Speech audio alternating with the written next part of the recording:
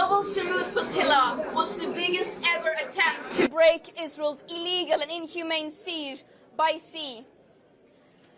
And it is a story of global international solidarity, of people stepping up when our governments fail to do so, of people saying that my leaders, so-called leaders who are supposed to represent me, who continue to fuel a genocide, death and destruction, they do not represent me. And this is a last resort. That this mission has to exist, it's a shame. It is a shame. And I could talk for a very, very long time about our mistreatment and abuses in our imprisonment, trust me, but that is not the story.